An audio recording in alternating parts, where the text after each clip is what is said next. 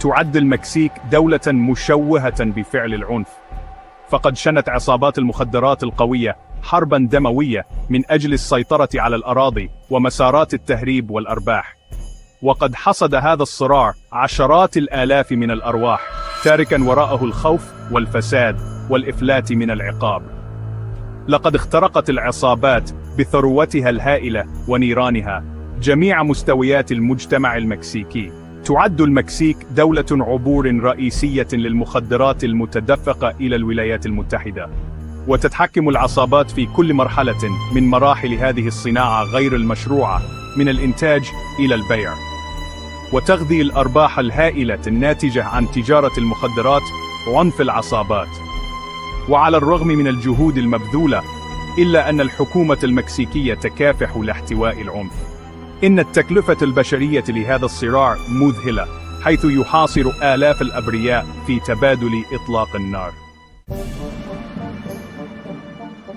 تعد عصابات المخدرات في المكسيك تنظيمات معقدة لها تسلسلها الهرمي ومناطقها وتنافساتها الخاصة. وعلى القمة يوجد أباطرة المخدرات الأقوياء، وهم في الغالب شخصيات جذابة لكنها قاسية، تتحكم في ثروة ونفوذ هائلين. ويوجد تحت قيادة هؤلاء زعماء العصابات شبكة من المساعدين والعناصر النشطة والجنود. ويشارك هؤلاء الأفراد في مجموعة واسعة من الأنشطة الإجرامية، بدءا من الاتجار بالمخدرات ووصولا إلى القتل. تمتد سلطة العصابات إلى ما هو أبعد من عملياتها المباشرة، متغلغلة في المؤسسات الحكومية وإنفاذ القانون. لقد أدى هذا الفساد المنتشر إلى تآكل ثقة الجمهور، وإلى شل قدرة الدولة على مكافحة الجريمة المنظمة. تعد المعركة ضد عصابات المخدرات في المكسيك صراعاً معقداً من أجل روح الأمة. إنه كفاح من أجل استعادة سيادة القانون وحماية المواطنين من العنف. لطالما ألقت عصابة سينالو التي كانت أقوى منظمة لتهريب المخدرات بظلالها على المكسيك، فقد أسست العصابة بقيادة خواكين إل تشابو غوزمان المسجون حاليا في الولايات المتحدة إمبراطورية إجرامية شاسعة.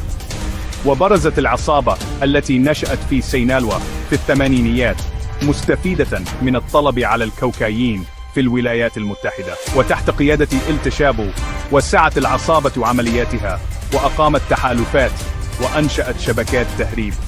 وعلى الرغم من القبض على إل تشابو، إلا أن عصابة سينالو لا تزال قوة هائلة.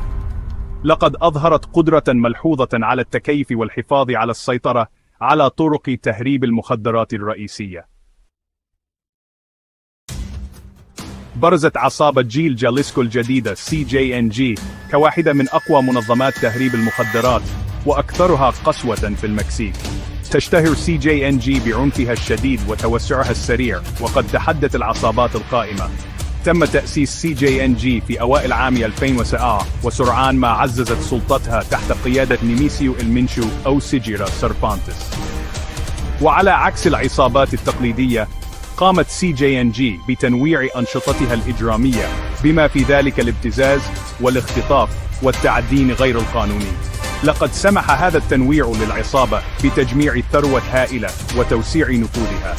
يعزى صعود CJNG إلى السلطة إلى عنفها الشديد وتحالفاتها الاستراتيجية. عصابة الخليج ولوس زيتاس من حلفاء إلى خصوم مريرين. لقد تراجعت عصابة الخليج التي كانت ذات يوم قوة مهيمنة في السلطة بسبب الصراعات الداخلية وضغط إنفاذ القانون. ترتبط قصتها بلوس زيتاس، وهي جماعة شبه عسكرية وحشية تطورت من منفذي العصابة. قامت عصابة الخليج بتجنيد جنود السابقين من القوات الخاصة المكسيكية عرفوا باسم لوس زيتاس في أواخر التسعينيات. انفصل لوس زيتاس في النهاية، مما أدى إلى صراع دموي. انخرطت الجماعتان في حرب وحشية اتسمت بالمذابح وغيرها من الفظائع. أرعب العنف السكان المحليين، مما أدى إلى نزوح الآلاف وشل النشاط الاقتصادي. حولت حرب المخدرات في المكسيك البلاد إلى منطقة خطرة للمهاجرين، فإن الطرق نفسها التي تستخدم لتهريب المخدرات تستخدم أيضا لتهريب البشر. غالبا ما يقع المهاجرون ضحايا للابتزاز والاختطاف والعنف على أيدي العصابات. تنظر العصابات إلى المهاجرين على أنهم فريسة سهلة، فتبتزهم للحصول على المال أو تستغلهم في الاتجار بالجنس. لقد أعيقت جهود الحكومة المكسيكية لحماية المهاجرين بسبب الفساد ونقص الموارد. غالبا ما تكون ملاجئ المهاجرين مكتظة وغير كافية، مما يجعل أولئك الذين يلتمسون اللجوء عرضة للإيذاء. أصبح الاتجار بالبشر عملا جانبيا مربحا لعصابات المخدرات في المكسيك. لقد حولت العصابات بؤس الإنسان إلى مشروع مربح، حيث حققت مليارات الدولارات من الأرباح غير المشروعة، وتشمل مشاركتهم في الاتجار بالبشر، العمل القسري، والاستغلال الجنسي، وحصاد الأعضاء. غالبا ما يتم من إغراء المهاجرين، وخاصة النساء والأطفال، بوعود كاذبة وإجبارهم على العمل كعبيد.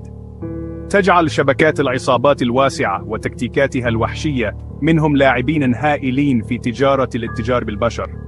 يتطلب مكافحة الاتجار بالبشر نهجا متعدد الجوانب وتعاونا بين الحكومات والمجتمع المدني.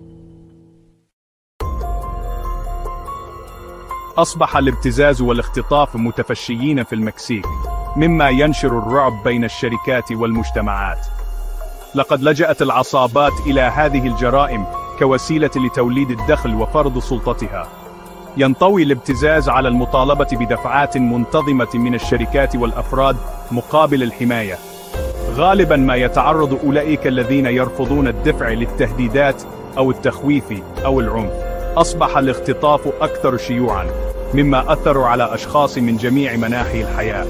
أدى انتشار هذه الجرائم إلى خلق مناخ من الخوف وانعدام الأمن، مما أدى إلى تثبيط الاستثمار وتقويض سيادة القانون. تعد الحدود بين الولايات المتحدة والمكسيك بمثابة نقطة ساخنة في حرب المخدرات، وهي حدود منقطة تفصل بين دولتين وتربطهما في الوقت نفسه. بالنسبة للعصابات، تمثل الحدود عائقاً وفرصة في آن واحد.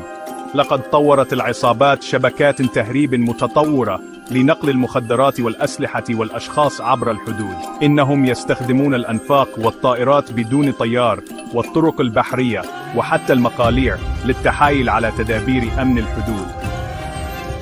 أصبحت منطقة الحدود ساحة معركة، حيث تتنافس العصابات للسيطرة على ممرات التهريب.